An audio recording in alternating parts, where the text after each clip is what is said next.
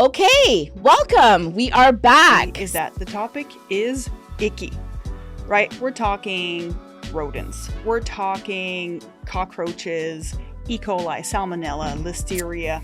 These are all a committee made up of the third-party representatives, an operations representative, someone from QA, quality assurance, that all came together. And if there was a concern about a standard or how it was graded, they had the opportunity to appeal it. Sometimes we would reverse the score and give the points back. And other times it was, unfortunately, like we met on it. Right? Your cooler broke down. It's Friday afternoon. It's your rush period. All your food is out of temp. All of it, right? Do you throw it out as the food safety rules say?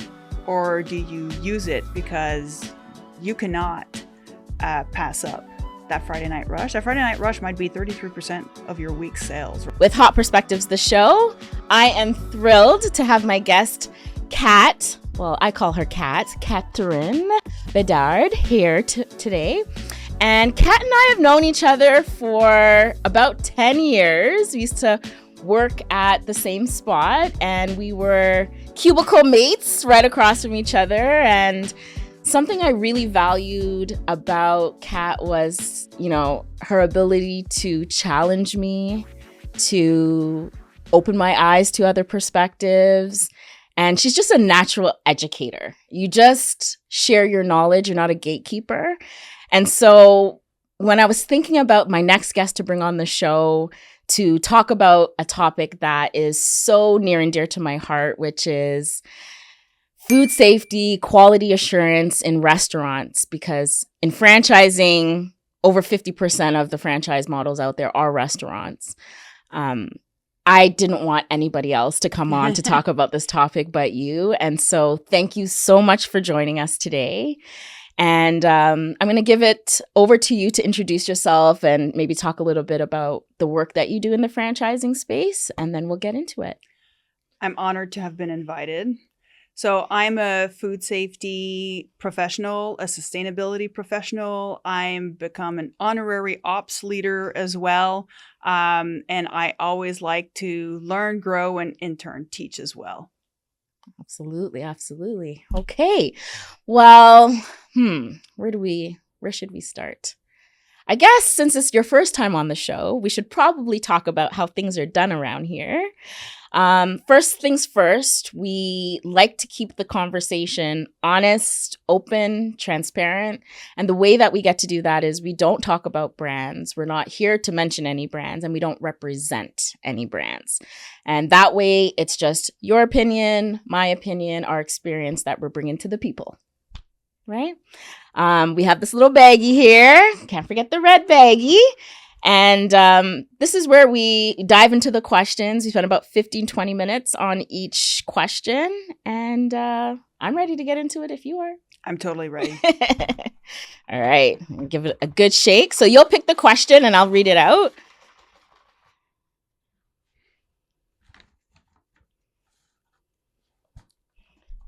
Okay.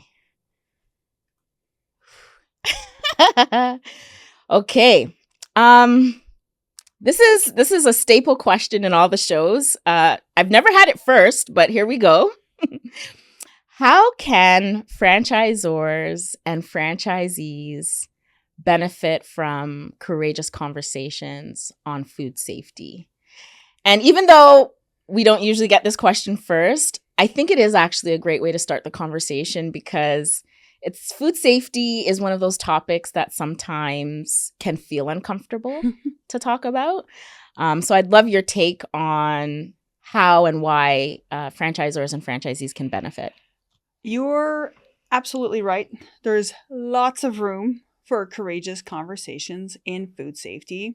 And I think the first aspects, ground level about food safety, is that the topic is icky, right? We're talking rodents. We're talking cockroaches, E. coli, salmonella, listeria. These are all very icky things. So if we cannot find the courage to even talk about them, how will we ever be able to fight them and mount a defense against them, because it is a defense. Rodents want to come in, cockroaches want to come in, E. coli, listeria, salmonella, and so on. They all want to come in. So it's defense. So if you can't talk about it, you can't fight it. Then there is the personal aspect to it. Yeah. Through my job, I've found that there's a part of food safety that feels more personal than other parts of the job. Here's what I mean by that. If you start a new role in a restaurant, someone's going to teach you how to operate this commercial fryer. Someone's going to teach you how to input an order in a POS. Someone's going to teach you how to schedule the shifts for the week, next week, if you're at that level. None of these are things you do at home. But at home, you kind of probably wash your hands. Yeah. You kind of probably do some rotation in your fridge, in your pantry. But the way you're supposed to do it at a restaurant isn't quite the same way as you would do it at home. So it feels personal when things go wrong. And what I mean by that is most franchise systems have third-party audits that verify food safety and some operational concepts. So when that audit doesn't pass or doesn't have a good score, it feels personal to the team. It feels like, wait, you auditor, you QA leader are telling me that the restaurant is dirty?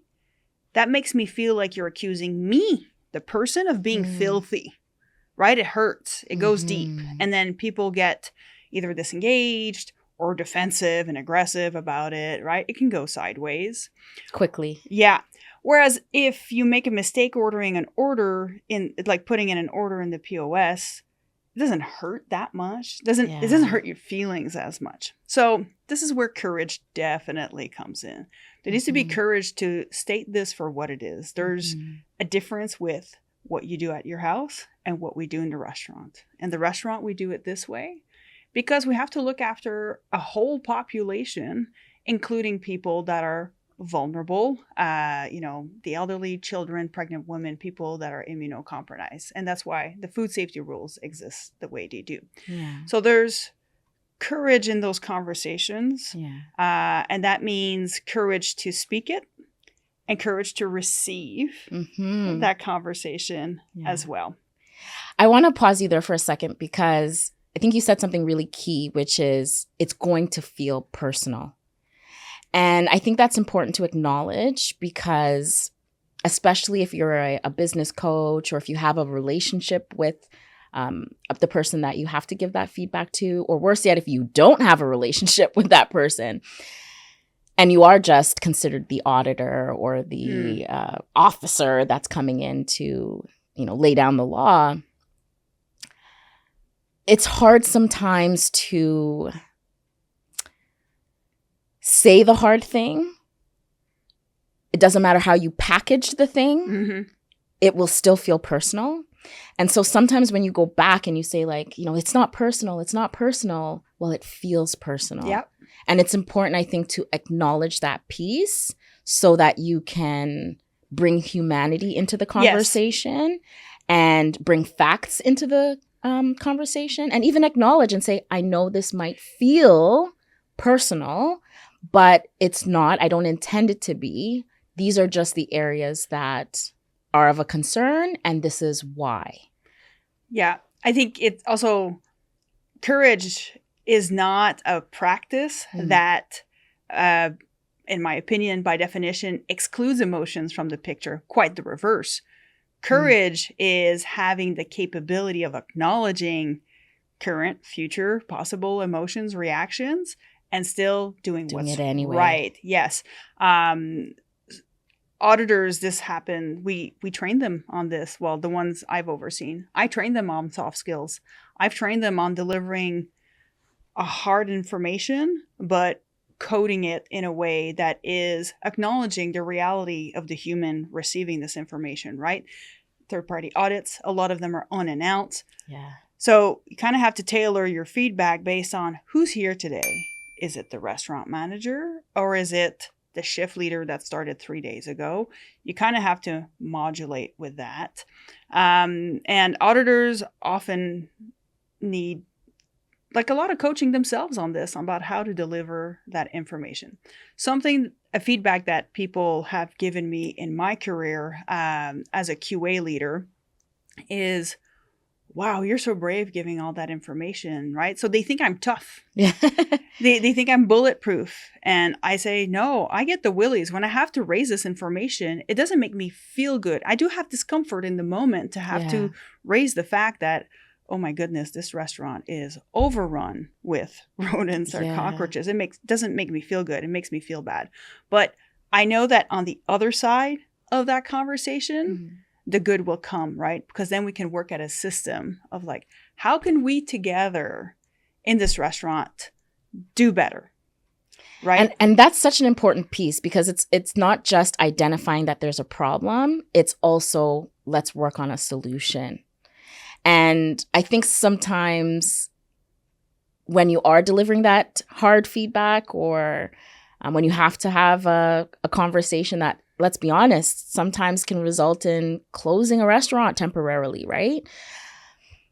Knowing that you're not just coming to identify a problem, but you're also there to help with the solution is, I think, a big part of what can help you find that courage and make it a little bit more comfortable of a conversation.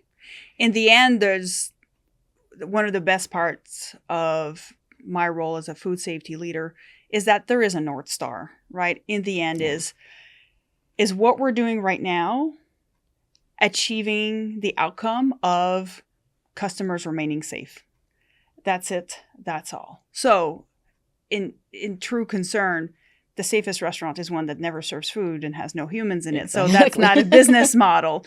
But in the end, is closing this restaurant down right now the right answer to keeping customers safe? Sometimes the answer is yes. Sometimes the answer is no. So you kind of have to just always go back to this North Star, and along the way, explain why you got there. And then that builds trust, right? People are like, oh, I understand where this courage comes from. And then hopefully it gets contagious. Yes. When I model. The good kind of contagious. Yes. So courageous, contagious courage. Because then when I model courage, area coaches, organization leaders, restaurant managers can feel more comfortable picking up the phone and saying, hey, I think we might have. And just the concept of I need help. Yeah. Just that takes a lot of courage. Yeah. So when an organization, when people demonstrate it, other people pick it up because they see the outcome is like, wow, I raised my hand. I got some help. Things got better. Absolutely. Mm-hmm.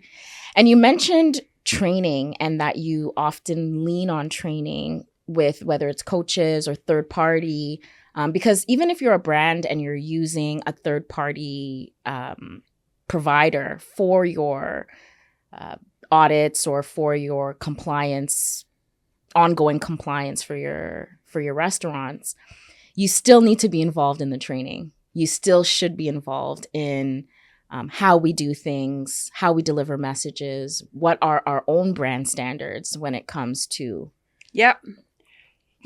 So can you share a little bit about what training could look like for a brand that's looking to close the gap on maybe food safety, or how to specifically coach for the courageous parts? And I know you mentioned soft skills, and people generally call it soft skills, but ain't nothing soft about it. Ain't nothing soft about it. It's really the human skills. It's the connection skills. It's the influencing skills that really make the difference. So I'd love to hear some tips on training. You mean training auditors or training restaurant teams? More so on whether it is restaurant teams or whether it's auditors. It's the piece about courageous conversations and the courage to speak up about something when you see it, even if it means, again, sitting in the discomfort. Yeah, I think courageous conversations are always going to be easier for someone to initiate if they have a sense of how they will be received on the other end. And so I'll give you an example. I had created for one of my past brands kind of a book of like when push comes to shove, food safety, right? Your cooler broke down. It's Friday afternoon. It's your rush period. All your food is out of temp. All of it, right? Do you throw it out as the food safety rules say? Or do you use it because you cannot pass up that Friday night rush? That Friday night rush might be 33% of your week's sales, right? Yeah. So push comes to shove, what do you do? So and then creating that booklet, I found out that some franchise owners were like, well, obviously, Kat, we're going to throw out the food from the walk-in cooler. We're going to close the restaurant because we can't serve anything. Like, obviously, I'm like, okay, great. For some of them, it's not obvious. They're like, oh, really? You want me to close? Throw this all out? Yeah. But even for the ones that it was obvious, at least to the leadership of that franchise organization, I said, do your teams know that this is your values? They might think that what's the most important thing to you is the dollars. Yeah. And they might have that baggage from where they worked before. Another place that they worked before that made them use expired food or that made them use out of temp food. So only when you communicate, hey, this is our franchise organization. These are our values. We will value our customers' health before any dollars, right? You have to state it out loud. You can't just expect that your teams are going to assume that. I like that because it can't just exist in a document. It has to live in the culture of the restaurant. Yeah. And so when the team member, the shift leader has already been kind of onboarded in that culture of like, we value our customers' health more than the mighty dollar, obviously to a point, then it'll be easier for them to pick up the phone on that Friday at 3:30 and say, I'm very sorry to inform you, but the walk-in cooler completely died 2 hours ago. Everything is out of temp. Yeah. They're going to know that you already have it together. Yes. Because if not, they're going to be scared that you're going to yell at them and say, use it all or something like that. So I think that's where the courageous conversation starts from an organization point of view is you have to signal that you're ready to receive it. Yeah. Franchisor and franchisee. On that note, I think, and I've seen a lot of third-party audit systems. Yes. Some of them, by my own opinion, go too far in their standards or in their application. And so I really recommend that franchisees, if that's what they feel, they raise it to the franchisor. Have the courage to raise it and say, listen, this standard or its application does not fulfill the end result, which is to monitor true food safety, right? Because people circumvent it this way, or it is misunderstood this way. And as a program manager, there are I could say at least a dozen times that I've changed a standard or its application from feedback from the franchisees. Because when I created that standard or helped implement it from my head office, it made sense on paper. But when someone explained it to me saying, this is not how real life goes, it actually goes this way, or this thing is counterintuitive to what you think is going on, then I said, aha, I don't want my assessment to be just a book paper. Yes. It's supposed to be an assessment of real life food safety. So have the courage to raise it to your franchisor. They might be surprised at first. I love that. I love that you mentioned the importance of that feedback loop because sometimes, and I'm going to say the thing, franchisors think that they know it all and they have all the answers for all the things. And even with the best intentions sometimes, what you intend doesn't necessarily always equal the impact of the thing. The theory doesn't always equal the reality of the thing. And so opening up that channel of feedback to say, okay, we made this standard change, or we've decided we're going to prioritize this thing for this season. How is it actually working out? If I implemented a standard and out of 50 restaurants, 40 of them are failing this standard, it's worth looking at the standard. It's worth asking the questions instead of saying we have a problem in 40 of our stores. Sometimes it is going back to the standard and just taking a harder look at it and getting that feedback from the field. Yeah. And I know there was an organization that I worked for as well. They had a committee made up of the third-party representatives, an operations representative, someone from QA, quality assurance, that all came together. And if there was a concern about a standard or how it was graded, they had the opportunity to appeal it and say, hey, this is why I don't think this was a fair assessment.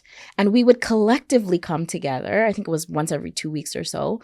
We would come together and discuss the things. Sometimes we would reverse the score and give the points back and issue an official statement like, this is the reason why we're giving back this point. And other times it was, unfortunately, like we met on it and the end result is this is going to stick. And this is why. Yep. But at least having the channel there to welcome the feedback, to have the conversations, it again feeds into the culture of courageous conversations, being able to talk about the hard stuff and being able to get the perspectives, I think, sometimes that you need when it comes to food safety. I agree. That type of committee, and I've been on them as well. And even recently in kind of a bit of like a restructuring and basically outsourcing of certain tasks in the food safety management world, the one thing I kept on my plate is participation in those appeal committees that had an ops rep, a franchisee rep, an auditor rep, and myself, because I felt like that was where I kept my finger on the pulse the most about what was going on in real life. Because you're right, sometimes we meet together, we discuss, we return to point, we explain why. Sometimes it's like, it's just flat out, you were absolutely right. Sometimes it's like, in this specific circumstance, we will grant it and here's why. Sometimes it's we will not grant it and here's why. But sometimes even the appeals that don't get granted give us another look of like, maybe we haven't trained our restaurants properly on this. Maybe we need to retrain our auditors on this, right? Because there's a set of expectations that is collaboration. That is an unwritten rule. Calibration. That calibration. Yes. Yeah. So I thought of all the things that I outsourced, like other stuff like reports and performance management, this one I kept active participation in because I wanted to know. I think the other thing about that is, again, courageous conversations are easier when you know the receiver is ready. And an example I can have, I had several area coaches on speed dial at all times that I could call and say, hey, what do you really think about this? How is this part of your ops really going in real life most of the time? And you taking those temperatures every 2 hours, or are you just filling in the thing? And they wouldn't mind telling me the truth. Because they know I wouldn't blow up at them. They know I wouldn't retaliate against them. And so because I created a culture of like their real feedback was valued, then they kept giving it to me. And it was always very insightful. Again, like those few standards that I eventually adjusted over time was through these very valued conversations and valued relationships. Yeah. Thank you for bringing in the relationships piece, because that is a very important part of it. And sometimes we have the opportunity to build relationship over time, and sometimes we only have minutes to try to build a relationship and a space where people can feel comfortable giving their honest feedback, right? So I love that you shared on training, giving real scenarios and examples so that we can talk about what happens if this scenario happens. I think that was a really big gem there. We talked about the appeals committee and how that is a great way to keep the feedback loop open, but also keep a pulse check on the reality of what's going on. And then obviously the relationship, and not being afraid to just pick up the phone and say, hey, like, how are things going with this? Again, keeping a good pulse on the relationship. and how things are going. Yeah. Yeah. If you enjoyed the conversation and are curious to learn more about franchising, like, follow, share, and subscribe to the channel.